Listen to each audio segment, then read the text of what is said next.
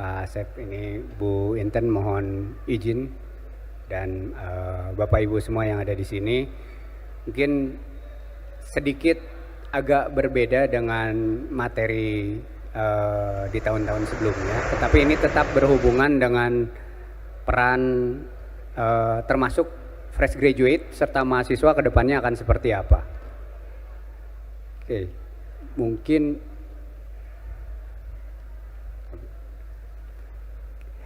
izinkan saya menyampaikan sedikit terkait Aptekim. Aptekim ini Asosiasi Pendidikan Teknik Kimia Indonesia yang cukup menarik karena di tahun 1979 didirikannya itu di sini, di Semarang, di Undip tepatnya, yang pendirinya ada 5 lembaga, TK ITB, TK UGM, TK ITS, TK Undip, dan TK Unsri. Kemudian sebelumnya namanya Aptekindo dan akhirnya berubah menjadi Aptekim. Nah, ini sekilas tadi sudah disampaikan, saya tidak akan membahas terlalu detail. Tetap menjunjung seperti yang disampaikan Pak Lukman tadi ya, sekalipun sebagai akademisi tetap proaktif di insinyur profesional. Sudah ada ASEAN Eng-nya juga kok Pak Lukman, jadi tetap ikut berpartisipasi aktif. Nah, hal ini yang cukup menarik bagi menindaklanjuti pola berikutnya setelah jenjang sarjana. Apa itu yang menarik? Rekognisi pengalaman masa lampau itu bisa dijadikan credit earning. Jadi tidak hanya VIBE yang dijadikan basis untuk insinyur profesional.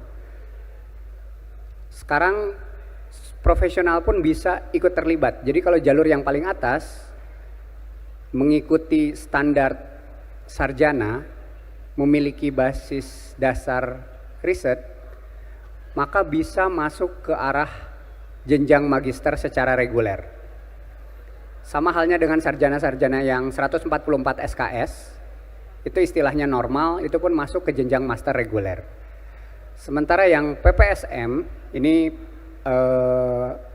integrasi sarjana dan magister, istilah asingnya sering disebut fast track undergraduate dengan master. Permendikti yang baru pun menekankan pentingnya pemanfaatan kerjasama untuk mendapatkan magister berbasis riset. Jadi untuk mendapatkan master tuh seolah-olah tidak perlu 100% datang di universitas yang dituju. Seandainya di tempat kerjanya memiliki fasilitas yang mencukupi, itu sangat dimungkinkan oleh universitas-universitas mampu mengembangkan program magister berbasis riset. Itu istilahnya MBR. Lalu dengan kerjasama pun bisa dibuat magister yang berbasis khusus atau mitra. Istilah dulunya disebut sebagai dosen terbang, yang banyak dianggap sebagai program ilegal dulu. Sekarang sudah resmi ditekankan oleh Permen 53 itu diperbolehkan. Dosen mendatangi industri, mengumpulkan para engineer yang ingin melanjutkan studi ke jenjang yang lebih tinggi. Misalnya magister teknik kimia. Itu menjadi sangat mungkin. Hal yang sama kebalikannya. Mahasiswanya yang memang seolah-olah didatangkan dari berbagai area, misalnya dari KPI dengan berbagai RU yang ada, dipilih beberapa engineer yang terpilih masuk ke universitas tertentu untuk hari-hari tertentu juga. Jumat, weekend, Sabtu, dan Minggu. Atau ada kerjasama, contoh kami dengan PLN, itu pelaksanaannya online setelah jam kerja. Dengan rentang yang cukup jauh, dari Aceh sampai Papua itu pesertanya ikut terlibat di sana. Kemudian profesional dengan mengambil workshop ataupun credit earning itu pun akan diakui selama maksimum 2 tahun. Jadi sebenarnya kalau jenjang magister 2 tahun itu seolah-olah bisa dicicil. Mengambil beberapa course dulu dalam bentuk workshop, keluarlah istilah credit earning. Jadi kreditnya sudah, SKS-nya sudah dicicil. Nah, itulah yang keluar dengan istilah professional master degree. Tidak harus serta-merta datang langsung ke universitasnya, tetapi menyicil per kredit. Nah, itu batasan magister yang di tengah. Konsekuensinya dengan penjaminan mutu yang sudah diatur secara lebih terbuka oleh Permen 53 tadi yang disampaikan oleh Pak Asep, ke arah doktor pun bisa seperti itu. Bisa menjadi istilahnya research student di level doktor, bisa meneruskan jenjang reguler dari master, masuk ke level regular doktor. Hal yang sama, pendekatan kemitraan pun memungkinkan, sehingga bisa mendapatkan doktor yang bermitra dengan universitas tertentu atau dengan research center tertentu. Misalnya BRIN dengan fasilitas riset yang lengkap, degree-nya nanti dikeluarkan oleh universitas. Sehingga pada akhirnya berbasis IP yang sesuai, masa studi, serta publikasi di jurnal internasional, maka bisa diperoleh luaran dalam bentuk ijazah dan juga gelar doktor. Hal yang sama untuk program kerjasama pun dengan jenjang yang sesuai itu akan diperolehlah gelar magister. Tetapi ada kasus-kasus tertentu yang memang diatur juga oleh Permen 53 tersebut, yang universitas dapat mengeluarkan sertifikat, tetapi syaratnya bekerja sama dengan asosiasi. Disinilah BKKPI akan berperan, bekerja sama dengan universitas untuk mengeluarkan sertifikat-sertifikat yang diakui. Sebagai contoh sederhana, LAM teknik pun itu jelas-jelas di bawah PII. Sehingga sertifikat itu akan sejalan baik itu untuk akreditasi universitasnya maupun untuk individunya. Kemudian berikutnya,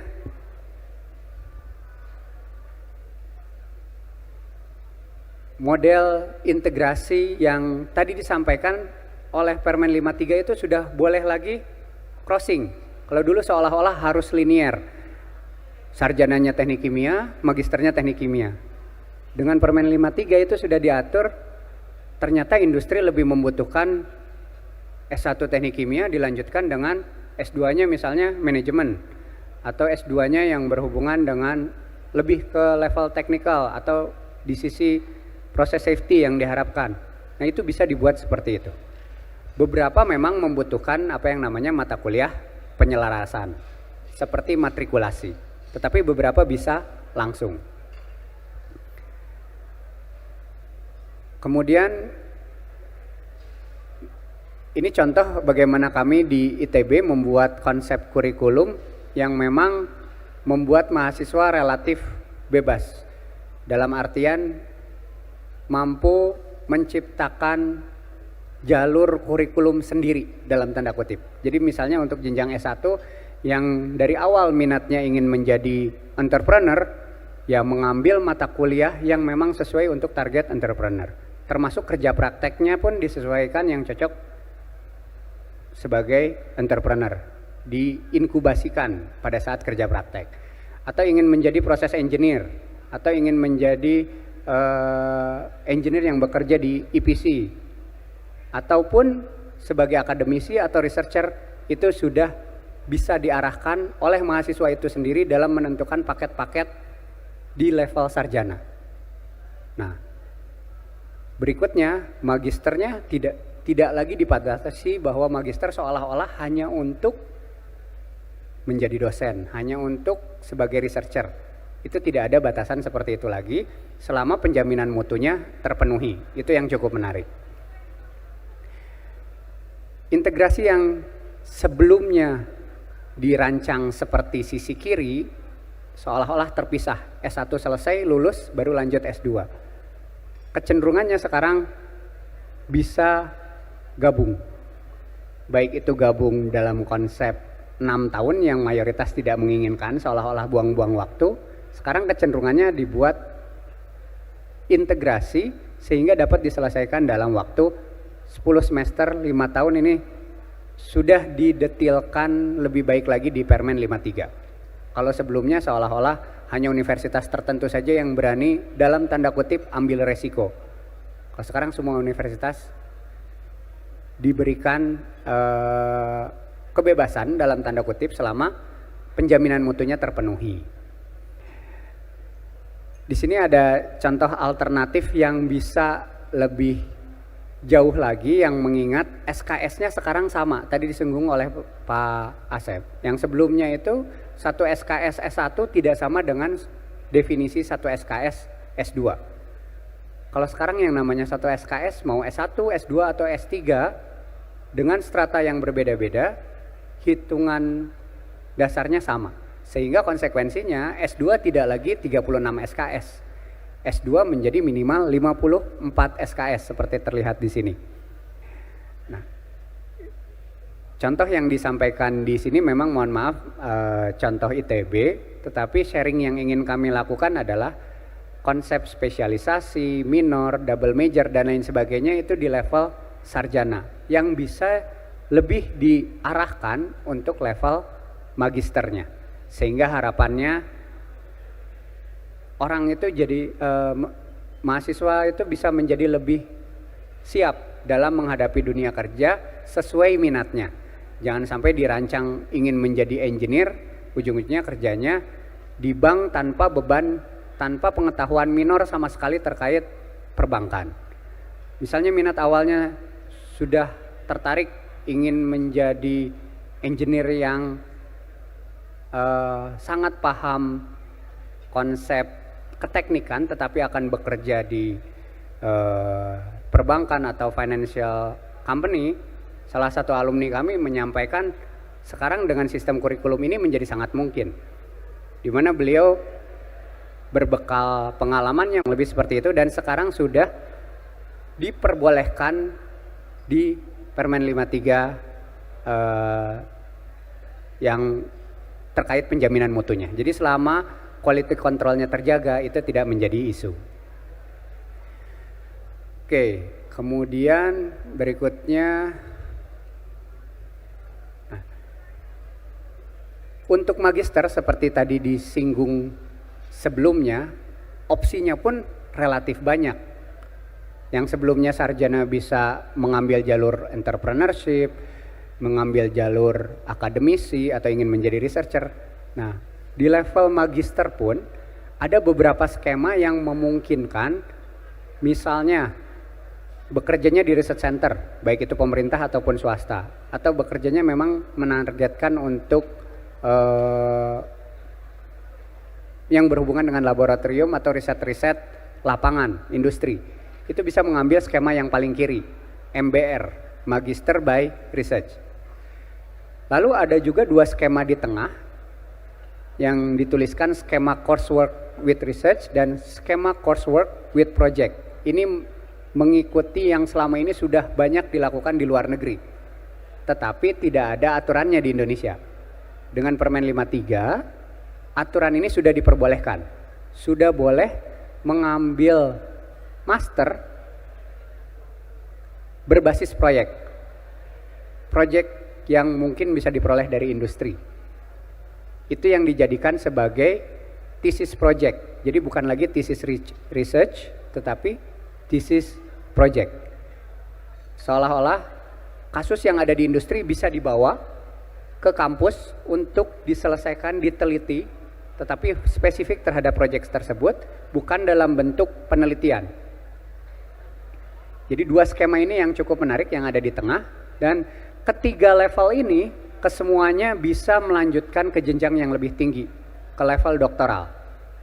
Tidak berhenti sampai di magister. Terkecuali memang yang paling kanan. Yang paling kanan ini ada skema coursework yang hanya mengikuti perkuliahan saja dan ditutup dengan case study.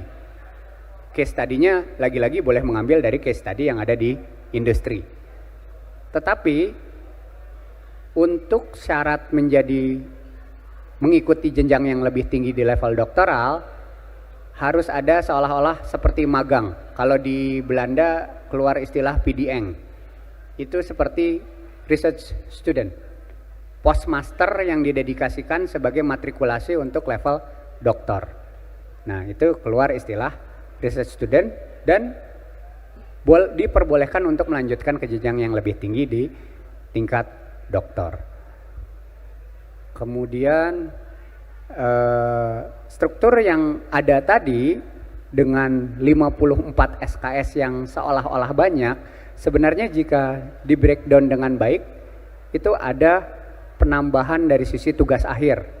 Jumlah SKS-nya bisa mencapai 16 SKS. Penelitian bisa mencapai 12 hingga 16 SKS, project 12 SKS. Itu kembali lagi selama mengikuti penjaminan mutu yang tertulis di Permen 53 tersebut, itu bisa dibuat. Bahkan beberapa mata kuliah diperbolehkan dengan pendekatan pass and fail. Jadi kalau dulu setiap mata kuliah itu harus indeks keluarnya, entah nilainya A, B, C, atau D. Sekarang beberapa mata kuliah yang targetnya itu keterampilan, itu cukup pass and fail.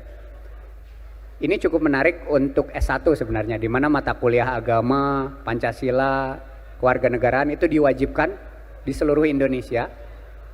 Tapi apa yang bisa menjudge bahwa oh agama kamu nilainya A, agama kamu nilainya B. Sehingga pendekatan itulah yang akhirnya diubah, levelnya adalah pass and fail. Dan itu tidak mempengaruhi indeks prestasinya, IP-nya atau GPA-nya tidak terpengaruh. Nah, ini contoh bagaimana magister yang totalnya 54 SKS itu bisa disiasati kurang lebih seperti ini. Sidang magister sekarang jadi dibuat berapa SKS-nya, kemudian kalau ada kuliah pilihan di prodi itu pun bisa diklaim, tugas akhir bisa dibuat relatif tinggi, 16 SKS S1 ya konsepnya, mirip seperti 16 SKS S1 maksud saya.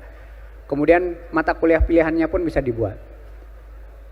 Tadi disinggung oleh Pak Asep, ada istilah tatap muka, perkuliahan terstruktur, ataupun tugas mandiri. Ini pun tetap sama, hanya mana yang dominan itu tidak diatur lagi.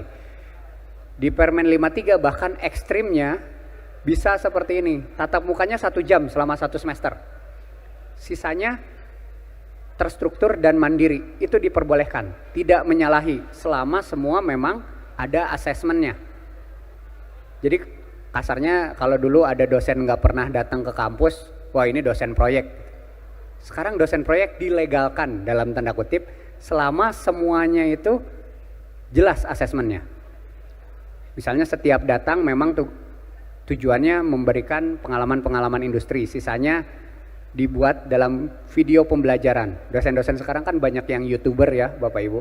Nah itu mahasiswa bisa diminta melihat YouTube-nya, kemudian diminta merangkum. Jadi 1 semester ketemu cuma 1 kali itu sudah dalam tanda kutip dilegalkan. Selama semuanya terstruktur dan asesmennya jelas. Termasuk block system. Selama 1 semester dipadatkan hanya dalam 1 minggu. Sisanya 15 minggunya tidak mau mengajar. Ini pun diperbolehkan. Tapi lagi-lagi asesmennya harus jelas. Sehingga ada istilah dominannya mandiri, atau dominannya perkuliahan, atau dominannya mandiri dan terstruktur. Nah, ini tadi Magister by Research saya lewat saja. Mungkin bagian terakhir yang ingin saya tekankan, ini contoh bagaimana rubrik-rubrik itu harus dibuat dengan baik. Jangan sampai semua yang ada itu tidak terukur. Diberi tugas rangkuman, ya mahasiswa sekarang pintar-pintar juga, masukin aja ke chat GPT. Keluarlah AI ya, hasilnya AI. Tapi dosennya harus lebih pintar juga. Gunakan fasilitas AI yang bisa mengecek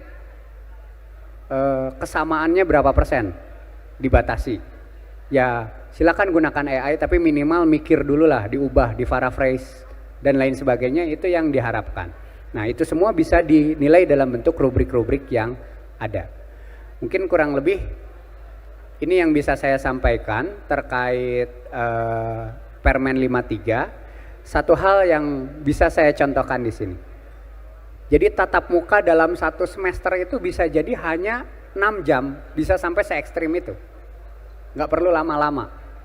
Evaluasi tugas itu bisa dibuat hanya 9 jam.